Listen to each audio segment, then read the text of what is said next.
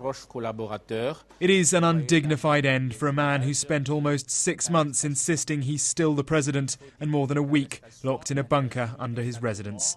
Broadcast on Ivorian TV, Laurent Gbagbo is paraded around a room at Abidjan's Golf Hotel, the headquarters of the man he's fought with for so long.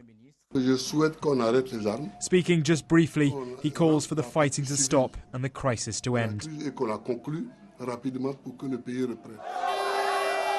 Outside, those who fought for him to go were celebrating.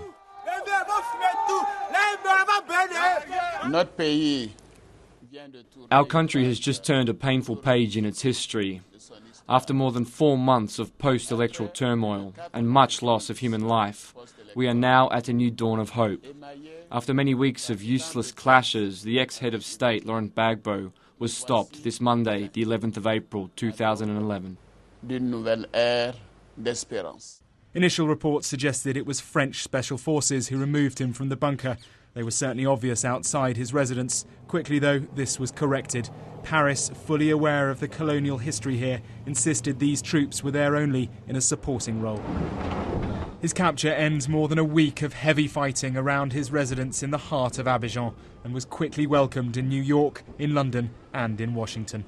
It is my pleasure to announce officially that the former president of Côte d'Ivoire, Laurent Gbagbo, has been arrested, is well and alive, and he will be brought to justice. Mr. Gbagbo has acted against any democratic principles in the way he has behaved in recent months, and of course there have been many breaches of any rule of law as well. This transition sends a strong signal to dictators and tyrants throughout the region and around the world.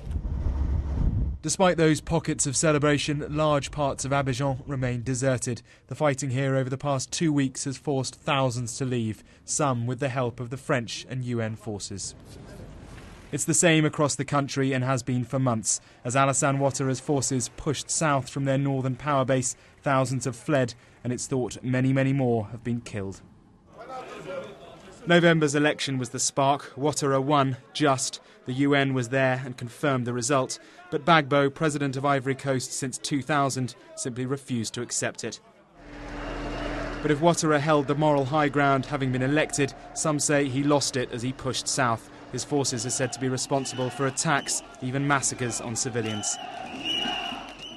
So the incumbent may now have been removed, but his supporters are still around. President Ouattara inherits a troubled, divided country, and with serious questions to answer himself.